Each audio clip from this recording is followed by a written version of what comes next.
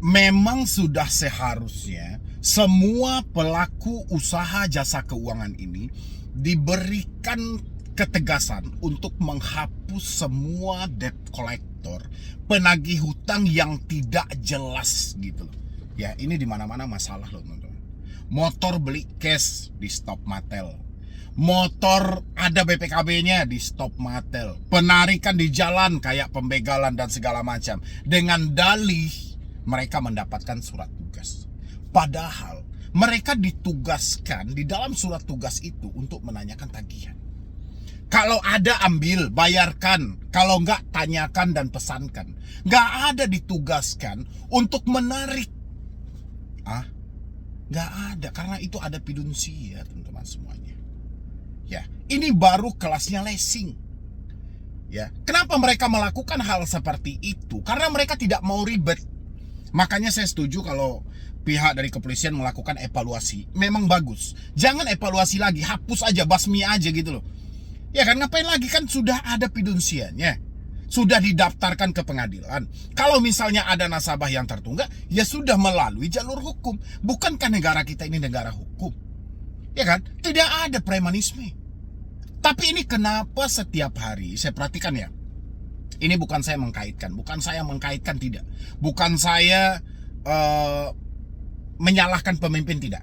Sejak dilantiknya Bapak Prabowo, saya tengokin Matel-Matel ini luar biasa gitu loh. Kenapa Bapak Prabowo gitu loh? Kenapa Bapak? Atau Bapak kelihatannya kurang tegas atau seperti apa gitu loh? Sejak Bapak banyak mengizinkan lembaga-lembaga yang tidak jelas, komunitas-komunitas yang tidak jelas, atau misalnya organisasi yang tidak jelas, ini Matel-Matel ini banyak loh. Ya, saya tidak menyalahkan soal mereka menjadi penagih hutang, tapi cara mereka seperti perampok ini saya kurang suka gitu loh. Ya kan, seperti begal gitu loh, perampasan, pemerasan. Nauzubillah gitu loh. Padahal di dalam aturan POJK nomor 22 tahun 2023, kalau pengaturan penagihan kredit terbaru sudah ada mekanismenya. Dan hampir semua itu dilanggar. Dan satu hal lagi, OJK kalau tidak becus mengurus hal ini, balikin lagi ke Bank Indonesia gitu loh. Nggak usah OJK pura-pura dalam hal ini. OJK tidak akan mampu mengkaper hal ini. Ya, OJK cuma bersuara. Dan satu hal lagi dari Bapak Kepolisian, ini saya sampaikan ya. Kenapa Matel-Matel ini banyak ya? Matel atau mereka debt collector merampas kendaraan, merampas mobil, motor dan segala macam itu dibawa, tidak diserahkan kepada leasingnya. Karena saat ini hampir semua marketplace itu menjual kendaraan STNK only. Ya, cuman STNK aja. Ini harus diburu, Pak. Kalau bisa iklan-iklan seperti itu tolong dibasmi, supaya orang-orang ini tidak berniat jadi maling. Kendaraan ditarik bukan diserahkan ke perusahaannya, ini malah dibawa putar. Ada yang diperjualbelikan. Ini sekelas leasing. Ya, bank dan lainnya. Belum lagi pinjol. Pinjol lebih parah lagi. Ya, nggak akan mampu OJK mengkaper hal ini. OJK angkat tangan aja. Nggak akan mampu. POJK yang dibentuk sampah semuanya, nggak ada gunanya gitu. POJK mana yang diikuti? Nggak ada. Ya, POJK baru berlaku ketika OJK komprehensi per. Tapi POJK tidak akan berlaku kalau sudah di lapangan. Menurut teman-teman semuanya gimana? Kalau saya pribadi, ya, saya berharap Bapak Presiden membuat peraturan tegas, menekankan kepada otoritas jasa keuangan kalau bisa leasing ini, bank-bank ini, ya persilahkan, nggak ada masalah. Mereka mau punya penagih hutang, nggak ada masalah. Tapi benar-benar tegas, nggak bisa lagi ada matel-matel eksternal, nggak ada lagi gitu loh. Ya, itu yang membuka peluang terjadinya tindak kejahatan. Bukankah di sana sudah dijelaskan? Keputusan MK sudah jelas loh. Tidak ada lagi penarikan secara paksa. Ya, walaupun ada fidusianya, sertifikat fidusianya, kalau si debitur tidak mau menyerahkan secara sukarela, tidak boleh anggunan tadi itu ditarik. Kendaraan tadi itu ditarik gitu loh. Tapi kenyataannya apa? Ya, semuanya penuh sandiwara. Kalau data yang Bapak percaya, datanya nggak ada yang benar, tapi faktanya dicari di lapangan gitu loh. Ini pinjol, Pak, pinjol lagi. Ya, itu sekelas leasing. Oke, pinjol. Hampir setiap hari dan hampir semua debt collector pinjol bertindak anarkis. Tidak sopan gitu loh. Pengancaman fisik, pengancaman verbal dan segala macam. Kemana mau melapor? Mereka tidak menjelaskan mereka dari aplikasi mana. lebih parah lagi daripada leasing, lebih parah lagi daripada bank gitu. Makanya saya setuju banget. Kalau memang keputusan ini tepat, ya ambil langkah yang tepat, hapuskan debt collector yang ada di Indonesia. Oke, silakan pakai penagih lagi nggak apa-apa, tapi yang internal aja, yang benar-benar mendapatkan mandatnya, yang benar-benar mendapatkan surat tugasnya, yang benar-benar sesuai dengan syarat dan aturan yang berlaku. Nggak usah ada lagi matel-matel eksternal, nggak usah lagi, nggak usah ada lagi kelompok penagih hutang, nggak usah ada lagi gitu loh. Ini aksi premanisme, ya, perampok yang dibiarkan, pemeras yang dibiarkan, perampas yang sengaja dibiarkan gitu loh. Saya setuju kalau pihak kepolisian mengambil langkah tegas dalam hal ini. Kalau menemukan hal itu di lapangan, hubungi 110. Saya setuju banget. Kepolisian terdekat akan membantu masyarakat. Teman-teman juga seperti itu. Kalau Anda di stop sama debt collector, kendaraan Anda mau ditarik, segera hubungi layanan darurat dari pihak kepolisian. Dia akan dilemparkan ke yang paling terdekat dan segera akan membantu Anda gitu loh. Jangan pernah serahkan unit Anda, jangan pernah serahkan kendaraan Anda. Ya, itu ya buat teman-teman semuanya. Saya berharap mudah-mudahan harapan saya di tahun 2026 nanti tidak ada lagi yang namanya debt collector, tidak ada lagi yang namanya penindasan. Dan begitu juga sebaliknya. Ketika tidak ada debt collector, bukan berarti ini tidak dibayar hutangnya, sengaja galbay, sengaja gagal bayar, sengaja mencari celah-celah dan segala macam, itu tidak benar juga. Ya teman-teman, ya kalau memang sudah tidak ada debt collector, ya kita usahakan hutang ini bagaimana bisa terselesaikan. Kalau misalnya bunganya terlalu berat, dendanya terlalu besar, kita usahakan untuk negosiasi. Kalau duit belum ada, kita kerja dan menabung. Oke teman-teman semuanya, sisanya lanjutkan nonton video ini. Ini untuk teman-teman semuanya yang mengalami galbay seperti di Kredivo ya teman-teman semuanya. Dan habis itu galbay juga di pinjol-pinjol lain. Ini kita mau bahas dua versi teman-teman semuanya. Yang pertama mungkin galbay di Kredivo dulu ya, karena saya mendapatkan satu chatan dari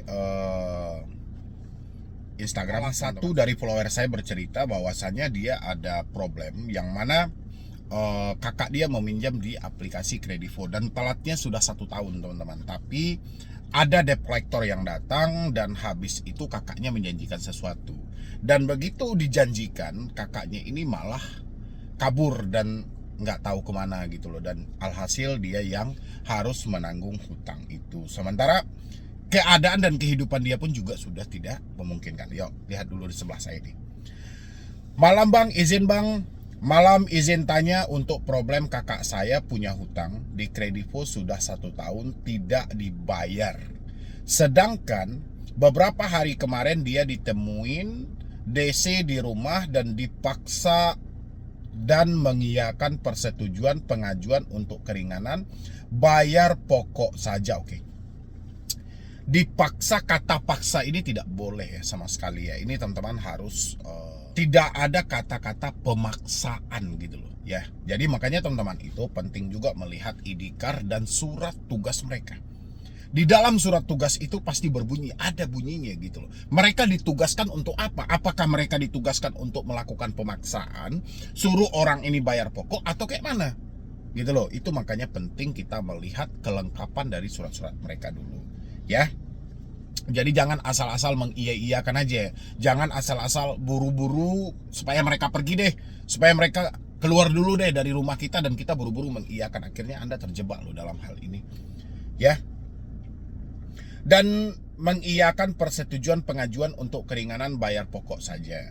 Setelah itu kakak saya memang sengaja pergi supaya nggak bayar karena nggak ada uang. Nah, ini bahayanya gitu loh. Makanya jangan asal mengiyakan. Kalau teman-teman belum mampu ya, jangan pernah menjanjikan sesuatu. Ketika situasinya terdesak, Anda sampaikan aja, saya mungkin akan usahakan secepatnya. Tapi kalau diminta saya untuk menjanjikan sesuatu, harus tanggal sekian, harus jam sekian, saya nggak bisa. Ya, ingat teman-teman semuanya, rezeki ini misteri loh. Sementara janji yang Anda bikin itu pasti. Tanggal, hari, dan jamnya itu pasti. Sementara rezeki Anda masih misteri. Jangan karena unsur keterpaksaan. Jangan karena ada dorongan atau tekanan dari mereka. Jangan karena Anda buru-buru mengusir mereka dari rumah supaya tidak malu dan segala macam. Jangan teman-teman semuanya. Makanya penting, lihat dulu ID card mereka mana, surat tugas dia mana, sertifikat profesi di bidang penagihannya mana. Nanti kalian baca tuh, surat tugasnya itu ditugaskan ngapain. Dia diberi tugas oleh perusahaan itu ngapain ke tempat Anda. Apakah ingin melakukan pemaksaan, apakah dipaksa harus bayar pokok, atau kayak mana. Kan itu ada keterangannya, surat tugas mereka itu ada keterangannya. Dan teman-teman jangan asal membuat kesalahan seperti ini. Jangan asal ngomong. Ya, untuk buru-buru, habis itu dan nyampe, oh iya, tanggal sekian kita bayar, hari sekian kita bayar, jam sekian kita bayar. Jangan seperti itu. Tapi sampaikan aja. Kalau Andanya masih ragu soal di mana uang yang mau Anda ambil, mungkin Anda bisa sampaikan, saya akan usahakan secepat mungkin. Tapi kalau saya diminta untuk mengiyakan, harus ada perjanjian, harus tanggal sekian dan tanggal sekian, mohon maaf, saya nggak mampu menjanjikan hal itu. Itu aja sampaikan gitu loh, ya. Tapi kalau sudah menjanjikan sesuatu, berarti Anda berani dong dalam hal itu. Berarti ada uang yang mau Anda ambil. Ini bahaya teman-temanku. Habis itu lagi, nggak bayar karena nggak ada uang. Sedangkan akhirnya DC ke rumah, ke saya dan ke orang tua saya dengan nada tinggi dan sangat tidak sopan. Nah, ini bang ya, mungkin abang yang mewakili saudara abang atau kakak abang lah. Abang ketika ada debt collector berbicara dengan nada tinggi, seakan-akan melakukan penekanan atau berbicara dengan sangat tidak sopan, tolong bang buktinya divideokan, harus ada rekamannya, fotonya gitu loh. Makanya itu kita harus tahu dulu SOP-nya seperti apa. Apakah SOP Anda ditugaskan seperti ini? Dari perusahaan Anda, apakah seperti ini Anda diminta untuk melakukan penekanan dengan berbicara dengan nada tinggi, ya? Bahkan saking tingginya suara dia, 5-10 rumah ke kanan dengar, begitu juga sebaliknya. Ya. Makanya kita jangan mau mereka ngomong dengan nada tinggi. Kalau mereka tidak sopan, usir dari rumah itu. Rumah itu milik Anda loh. Anda rajanya. Ya. Ngapain mereka ngomong dengan nada tinggi, dengan tidak sopan, datang-datang ke rumah orang. Ini kan dalam penyelesaian masalah. Lagian Anda bukan si debeturnya. Si debeturnya pun juga tidak layak mereka berbicara dengan nada tinggi dan tidak sopan. Ya, ada SOP-nya. Ada aturannya. Duit ini bukan duit bapak dia gitu loh. Ya, mereka kan bekerja di sebuah perusahaan itu, mereka diperintahkan, diberikan surat tugas. Tapi bukan berarti harus dengan nada tinggi dong. Dengan kata-kata yang tidak sopan. Itu juga harus teman-teman lihat situasinya gitu loh. Kalau rasanya mereka ini tidak sopan sama sekali, usir. Mohon maaf Pak, mohon maaf Bang, silahkan Anda keluar dari rumah saya. Kayak gitu aja gitu loh. Lantang-lantang aja. Habis itu di sini akhirnya mau nggak mau saya bayar DP yang 1,4 juta bang. Dan nanti dia mau ke rumah lagi tanggal 24. Ke rumah untuk nagih 12 jutanya saya. Saya jujur nggak mampu dan bukan hutang saya. Saran bang, saya laporkan TNI atau polisi atau bagaimana? Kamu laporkan. Ya, laporkan ke pihak kredivonya, kamu laporkan karena itu adalah anggota mereka atau karyawan mereka. Laporkan ke kredivo, laporkan kepada OJK. Tapi sebelum kamu melaporkan harus ada buktinya. Kalau memang tanggal 24, kita tunggu aja tanggal 24, apakah mereka masih menggunakan nada tinggi. Kalau kamu misalnya tidak mampu bayar, itu nggak ada masalah karena itu memang bukan tanggung jawabmu. Tapi dengan adanya itikat baikmu sudah disampaikan 1,4 tadi sudah kamu bayarkan, itu sudah bagus. Kan ada itikat baik. Kita dari keluarga menanggung jawabi. Lagian dalam aturan itu dilarang melakukan penagihan di luar dari si konsumen. Ya, emang Anda si konsumen? Enggak. Saudaranya? Ya saudara. Ya kan? Karena memang itu saudara kita, tapi bukan itu tanggung jawabmu. Kayak gitu ya. Yang penting jangan mau ditekan dengan nada-nada tinggi, ancaman. Yang penting jangan menjanjikan sesuatu. Ini kamu bayar 1,4 aja, itu sudah bagus, sudah ada itikat baiknya namanya. Ya. Nanti kalau misalnya mau lapor ke polisi, TNI dan segala macam, itu harus ada bukti-bukti yang jelas. Nada ancamannya seperti apa, tidak sopannya seperti apa gitu loh ya. Apalagi sekarang kan lagi gencar-gencar tuh. Saya rasa memang debt collector ini yang tidak beretika, yang tidak tahu aturan. Memang evaluasi ini nggak cukup, tapi dipecat aja mereka-mereka yang tidak tahu aturan gitu loh. Kan masih banyak debt collector yang masih berkualitas dan segala macam. Debt collector yang mempunyai sertifikat profesi di bidang penagihan, pasti mereka lebih bisa menguasai situasi di lapangan tanpa harus dengan nada kekerasan, ya. Atau tetap harus bayar karena kakak saya pergi terlalu singkat dan kelihatan nggak masuk logika saya gitu loh. Ya sudah, kalau Anda punya uang bayarkan, kalau tidak ya jangan gitu loh. Ya, karena ini kan bukan ranah Anda juga. Tapi kalau Anda ada uang dan Anda mempertanggungjawabkan hal itu, ya kenapa tidak? Ya, soal bayar atau tidak itu lebih ke kondisi hidup Anda aja. Tapi kalau mereka bertindak tidak SOP, tidak sesuai dengan aturan, malah mengutamakan ancaman, jangan mau teman-teman semuanya. Ya, karena Anda bukan untuk ditindas. Jadi sampaikan sama mereka, Anda kalau hanya untuk melakukan penekanan silahkan berangkat dari rumah saya. Ya, yo ini ada lagi teman-teman. Bang, izin saya mau tanya dan sharing, semoga berkenan dijawab. Saya akhir Mei pernah terjerumus di komunitas jasa pinjol. Mau ke kantor tersebut karena lihat YouTube dan IG. Seperti terpercaya karena banyak artis juga yang ada di video Instagram tersebut. Saat sebelum jatuh tempo di GoPay pinjam, saking saya bingung atau panik dulu karena habis kena tipu, tugas akun kerja Shopee juga, makanya pikiran kemana-mana. Ini kayak mana sih konsepnya orang ini gitu loh. Perasaan saya yang ngirim DM ke saya ini sudah pernah saya terangkan di bulan Juli gitu loh. Sekarang malah terjebak lagi dalam komunitas ini. Jadi kontak nomor HP saya udah dikirim via email ke komunitas itu. Saat saya backup nomor HP, jadi tukaran kontak istilahnya.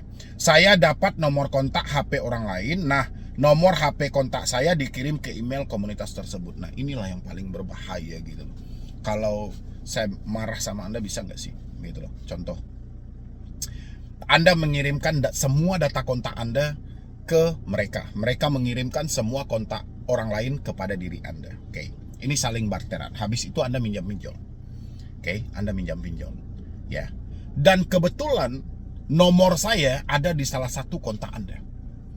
Oke. Pada akhirnya saya ikut diteror kalau misalnya nanti meminjam di pinjol ilegal. Itu yang kurang ajar diri Anda sebenarnya gitu loh. Tukaran kontak gitu loh. Inilah yang mencelakai. Kadang-kadang orang bingung kan. Nomor dia tidak pernah terjamah sama sekali oleh pinjaman online. Tiba-tiba ada telepon yang mencaci maki. Gara-gara seperti inilah. Itu terlalu kurang ajar namanya hal-hal seperti itu. Itu ingat ya teman-teman. Kalau ada yang menawarkan bantuan-bantuan melalui Instagram, Facebook dengan dalih backup kontak, tukar kontak. Biasanya mereka beli-beli amunisi itu namanya.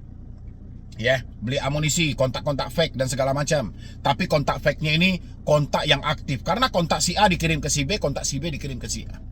Bayangin teman-teman. Ya, di dalam kontak-kontak itu ada nomor orang-orang yang mereka tidak tahu sama sekali sama pinjol dan mereka dihubungi dan dicaci maki. Terlalu tega itu, ya.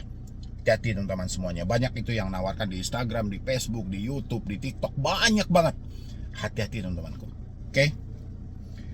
Habis itu di sini lagi, nah nomor HP kontak saya dikirim ke email komunitas tersebut. Dalih katanya supaya saat galbay pihak DC nggak hubungi kontak HP real saya. Iya jelas, karena di handphonemu sudah ada kontak orang lain. Sementara kontak handphonemu dikirimkan ke orang lain, ini kan dibarter. Ya mana mungkin nanti ketika ada DC menagih kepada kontakmu, ya kontakmu itu karena kontakmu kontak palsu. Karena orang di kontakmu itu tidak ada yang mengenalmu, ya jelas itu bukan kontak real. Berarti kamu sudah tergabung dengan komplotan perampok online. Saya kurang suka hal ini, padahal di bulan Juli dulu. Ini orang sudah pernah saya bahas juga. Ya, sudah pernah saya kasih edukasi juga gitu loh. Saya nggak lanjut di komunitas jasa pinjol tersebut karena nggak ada uang untuk bayar jasa dan data saya sudah jelek, katanya nggak bisa dapat pinjaman. Oke, kamu nggak lanjut di situ. Tapi data kontak yang sudah kamu kirimkan, itu kontak itu akan dijual lagi kepada orang lain.